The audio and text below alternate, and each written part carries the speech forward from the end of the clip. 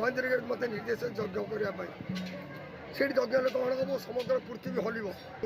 ପଚାରିଲେ କେବେ ହେବ? ସ୍ୱୟଂ ପରଶୁରାମ ଭଗବାନ କହିଲେ, ମୁଁ ଏ ଖଣ୍ଡଗିରି କ୍ଷେତ୍ରରେ କହୁଛି ମନ୍ତ୍ରରେ ବଟୁକା ଭୈରବ ମନ୍ତ୍ରରେ ରାତି 2ଟାରୁ ଜଣେ ସାଧୁ ମୋତେ କହିଛନ୍ତି, ମୁଁ ଏ ଖଣ୍ଡଗିରି ପାହାଡ଼ରେ କହୁଛି, ମୁଁ ମିଛ କଥା କହୁଛି।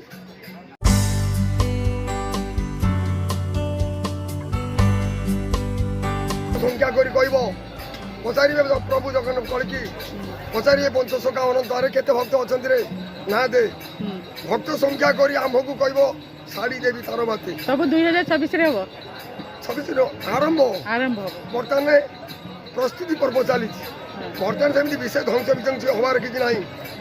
ଏ ବର୍ତ୍ତମାନ ଠୁକୁରା ଠୁକୁରି ଦେଶ ବିଦେଶ ଭିତରେ ହବ, ଜ୍ଞାନୀ ଜ୍ଞାନୀ ଭିତରେ ହବ, ଭାଇ ଭାଇ ଭିତରେ ଯୋଉଟା ଚାଲିଛି, କିନ୍ତୁ ଭୟଙ୍କର ଲୀଳା ଚାଲିବ। କହିଦେଇଛି ଆଗରୁ, ଗାୟତ୍ରୀକୁ ସ୍ଥାପି ପ୍ରଣବକୁ ଲେଖି ଓଲଟ ପାଲଟ କର। ଏଇ ଅଙ୍କ ଠାରୁ ଏଇ ଅଙ୍କ ଯାଇ ଗୋଡ଼ ହୋଇବ ଅପାର। ଘରମାନଙ୍କରେ ବଢ଼ା ପୁରୀ ଯିବ ତୋଳି ନ ପାରିବେ କେହି। ଶ୍ୱାନ ଶୃଙ୍ଗାଳକ ଦେବ ସ୍ୱଭାବ ନୟନ ଦେଖିବୁ ତୁଇ। କାନ୍ଧେଇ କାନ୍ଧେଇ ମଢ଼ା ଫାଟିଯିବ କାନ୍ଧ ପାଚି ଚମଡ଼ା। ଏ ଦେହ ହୋଇଯିବ ସରିପିଡ଼ା। ଆଜି ଯେ ବୋଇବ ଶବ, କାଲିକି ସେ କାହା କାନ୍ଧେ ବସିବ। ରାମଚନ୍ଦ୍ରରେ ଏହିପରି ଲାଗିଥିବ।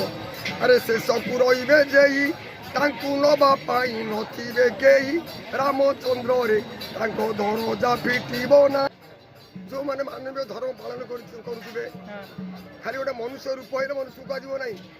ମାନବୀୟ ଧର୍ମ ଯିଏ ପାଳନ କରିଥିବ, ଯିଏ ଯେଉଁ ହାୱା ଚାଲିଛି, କଳିଯୁଗ ଶେଷ ହୋଇଯିବ, ଧ୍ୱଂସ ହୋଇଯିବ। ସେ 60 ଫୁଟରୁ ହୀରାକୁଦ ବନ୍ଧ ଭାଙ୍ଗିବ, ହୀରାକୁଦ ବନ୍ଧ 60 ଫୁଟରୁ ପାଣି ଆସିବ। ଏ ଓଡ଼ିଶା ରହିବ? ଇଏ ପଞ୍ଚସଖା ଓଡ଼ିଶାରେ ଜନ୍ମ ହୋଇଛନ୍ତି, କଳ୍କି ବଳଦେବ ଓଡ଼ିଶାରେ ଜନ୍ମ ହୋଇଛନ୍ତି, ଯେତେ ସନ୍ଥ ମତ ଚଣ୍ଡୀ ଚାମଡ଼ା ସବୁ ଏଠି ଜନ୍ମ ହୋଇଛନ୍ତି। ପଞ୍ଚସଖାଙ୍କର କ୍ଷେତ୍ର, ଏଠି 60 ଫୁଟ ପାଣି ଆସିବ ରହିବ? ହୀରାକୁଦ ବନ୍ଧ କାହାକୁ କୁହାଯିବ? ହୀରାକୁଦ ବନ୍ଧର ଅର୍ଥ କ'ଣ? ପିଣ୍ଡରେ କ'ଣ, ବ୍ରହ୍ମାଣ୍ଡରେ କ'ଣ? ବ୍ରହ୍ମାଣ୍ଡରେ ହୀରାକୁଦ ବନ୍ଧ କେଉଁଠି ଅଛି? ତେଣୁ ଏ ସଜ୍ଜନ, ଆପଣମାନେ ସ୍ୱଧର୍ମ ଆଚରଣ କରନ୍ତୁ, ହରିନାମରେ ଶରଣ ବସନ୍ତୁ। ଆଜି ଯେଉଁ ଅନନ୍ତ ପରିବାର ଏଠି ଯେଉଁ ଗୁପ୍ତ ଲୀଳା ସେ ଚଲେଇଛି ବା ଚଲାଉଛନ୍ତି, ତାଙ୍କର ପ୍ରକାଶ ନାହିଁ। ଅନନ୍ତ ପରିବାର ମୁଁ ଦେଖେଇଲି, ଇଏ ପ୍ରକାଶ ହେଇନାହିଁ, ପ୍ରକାଶ ହବ। ମୁଁ ତ ଦୀର୍ଘ ଦିନ ହେଲା ମା ରହୁଛି ମହେନ୍ଦ୍ରଗିରିରେ। ମହେନ୍ଦ୍ରଗିରି ମୋତେ ନିର୍ଦ୍ଦେଶ ଯଜ୍ଞ କରିବା ପାଇଁ। ସେଠି ଯଜ୍ଞ ହେଲେ କ'ଣ ହେବ? ସମଗ୍ର ପୃଥିବୀ ହଲିବ। ମୁଁ ଗତ ବର୍ଷ 2ଟା ପିଲାଙ୍କୁ ମୋର ଶିଷ୍ୟକୁ ଉପାଧ୍ୟାୟ ପକେଇଥିଲି ମହାପ୍ରଭୁଙ୍କ ପାଖରେ। ସ୍ଥାନ ଦେଖେଇଲେ, ସେଠୁ ପଚାରିଲେ କେବେ ହେବ? ସ୍ୱୟଂ ପରଶୁରାମ ଭଗବାନ କହିଲେ, ମୁଁ ଏ ଖଣ୍ଡଗିରି କ୍ଷେତ୍ରରେ କହୁଛି, ମୁଁ ଗପ କହିଲା ଲୋକ ନୁହଁ, କି ମିଛ କହିକିରି ଠକିକିରି ପଇସା ନେଲା ଲୋକ ନୁହଁ। ମୁଁ ଗୋଟେ ଭିକାରୀ, ମୋ ପାଖରେ କିଛି ନାହିଁ। ମୁଁ ଯାହା ପିନ୍ଧିଛି, ଯାହା ଦେଖୁଛ, ଏସବୁ ତମରି ମାନ କର। ତୁମ ଅର୍ଣ୍ଣରେ ଯେ ପ୍ରତିପାଳିତ, ମୁଁ ମୋହର ଯେ ନାହିଁ କିଛି।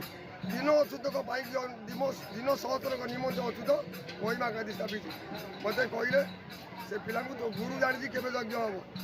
ମୋତେ ପିଲା ପଚାରିଲେ, କହିଲେ ମହାପ୍ରଭୁ କହିଲେ ଆପଣ ଜାଣିଛନ୍ତି? ମୁଁ ଜାଣିନାହିଁ, ତୁମେ ଯାହା ଖାଉଥିଲ ଉପାଧ୍ୟାୟ ପଢ଼। ତାଙ୍କ ମୁହଁରୁ ମୁଁ ଶୁଣିବି ଏଇ ଖଣ୍ଡଗିରିରେ ଯଜ୍ଞ ହେବ। ଅଜବା ବ୍ରହ୍ମ ଗାୟତ୍ରୀ ମନ୍ତ୍ରରେ ବଟୁକା ଭୈରବ ମନ୍ତ୍ରରେ ରାତି 2ଟାରୁ ଜଣେ ସାଧୁ ମୋତେ କହିଛନ୍ତି, ମୁଁ ଏ ଖଣ୍ଡଗିରି ପାହାଡ଼ରେ କହୁଛି, ମୁଁ ମିଛ କଥା କହୁଛି। ସେ କଥା ଚିନ୍ତା କଲେ ଏଇ ବର୍ଷ ହିଁ ହବ ବାବା। 2004 ମୁଁ ତପସ୍ୟା କରୁଥିଲି। ମୋତେ କହିଲେ, ବାବାଜୀ ଏଠି ବଟୁକା ଭୈରବ ମନ୍ତ୍ର ବ୍ରହ୍ମ ଗାୟତ୍ରୀ ମନ୍ତ୍ରରେ ଯଜ୍ଞ କରିବୁ ରେ। ମୁଁ କହିଲି, ପ୍ରଭୁ ମୁଁ ଅକ୍ଷମ କରିପାରିବିନି, ମୁଁ ତ ଦରିଦ୍ର, ମୁଁ କୋଉଠୁ ଆଣିକିରି କରିବି? ତୁ ଆରମ୍ଭ କର, ଲୋକ କରିବେ ଦେବେ, ଗୋଟେ ଯୋଜନାଟି କର। ତେଣୁ ମୁଁ ଯାହା ଚିନ୍ତା କରୁଛି, ଏ ଯେଉଁ ଅସାଧ୍ୟ ସାଧନ କାର୍ଯ୍ୟ କେବଳ ଅନନ୍ତ ପରିବାର ଦ୍ୱାରା ସମ୍ଭବ ହୋଇପାରିବ, ଯାହା ମୋର ଗୁରୁଙ୍କ ଆଶୀର୍ବାଦରୁ ପଞ୍ଚସଖା କୃପାରୁ ଆସିଗଲାଣି ସେ ସମୟ। ମୋ ଯୋଗ ବଳରେ ମୁଁ ଯାହା ଅନୁଭବ କରୁଛି, ଏ ଅନନ୍ତ ପରିବାର ମାଧ୍ୟମରେ ଏସବୁ ଖାଲି ଏଠି ନୁହଁ, ଏ ମହେନ୍ଦ୍ରଗିରି ନୁହଁ, ଆମର ବିରଜା କ୍ଷେତ୍ରରେ ଯଜ୍ଞ ହେବ, ଭୟଙ୍କର ଯଜ୍ଞ ସିଦ୍ଧି ହେବ। ଏମିତି ଅନେକ ଜାଗାରେ ଏଇ ଯଜ୍ଞ ଏ ଅନନ୍ତ ପରିବାର କରିବ। ସେତେବେଳେ ଅନନ୍ତ କ'ଣ କରୁଥିବେ?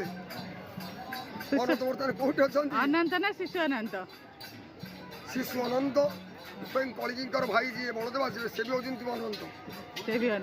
ତେଣୁ ପଞ୍ଚସଖା ଭଗବାନଙ୍କ ଭିତରେ ପ୍ରବେଶ। ଆମେ କେମିତି ଚିହ୍ନି ପାରିବା ଗୋଟେ ସାଧାରଣ ଲୋକ, ଗୋଟେ ଯୋଗୀ, ଗୋଟେ ମହାପୁରୁଷ? ଏ ତ ସମସ୍ତେ ଗେରୁଆ ବସ୍ତ୍ର ଧାରଣ କରି ବୁଲୁଛନ୍ତି, କିଛି ତ ଭିନ୍ନ ଯୋଉମାନେ ଭକ୍ତ ଏଠି ବର୍ତ୍ତମାନ ଲୀଳା ଚାଲିଛି ବଡ଼ ବଡ଼ ଲୋକମାନେ ଆସୁନାହାନ୍ତି ଆସୁଛନ୍ତି ଯେ ମହାପୁରୁଷ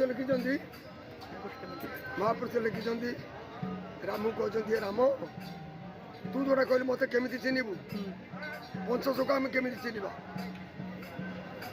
ଯେ ସନ୍ଥ ମହନ୍ତ ଯେ କେହି ନ ଚିହ୍ନିବେ ସଖାଇ ବୁଲିବେ ଛଦ୍ମେ ପଞ୍ଚଶୋକ ମାନେ ଛଦ୍ମରେ ବୁଲିବେ ସନ୍ଥ ମହନ୍ତ ତ କେହି ଚିହ୍ନି ପାରିବେନି ମହାପୁରୁଷଙ୍କୁ ଗୋଟେ ସଙ୍କେତ ଦେଇଛନ୍ତି ଦ୍ୱାଦଶ ତିଳକ ଥିବ ତାଙ୍କ ମସ୍ତକରେ ଅଚ୍ୟୁତଙ୍କର ଆଉ କୋଉମାନେ ଚିହ୍ନିବେ ଆରେ ଭକ୍ତ ଦୃଷ୍ଟି ପଡ଼େ ଜହିଁ ପ୍ରଭୁ ଦେହନ୍ତି ତହିଁ ଏ କହିଲେ ଭକ୍ତ ଦୃଷ୍ଟି ପଡ଼େ ଜହିଁ ବୁଝିଲ ଝିଅ ଯୋଉଠି ଭକ୍ତ ଦୃଷ୍ଟି ପଡ଼ିବ ତାକୁ ଦୃଶ୍ୟ ହବ ଏ ସଜ୍ଜନ ମୁଁ ପରେ କହିବି ଏତିକି ମୁଁ ପର ଷ୍ଟେଜରେ ଆପଣମାନେ କହିବି ଜୟ ଜଗନ୍ନାଥ ଜୟ ଜୟ ଜଗନ୍ନାଥ। ପଞ୍ଚଶୋକ।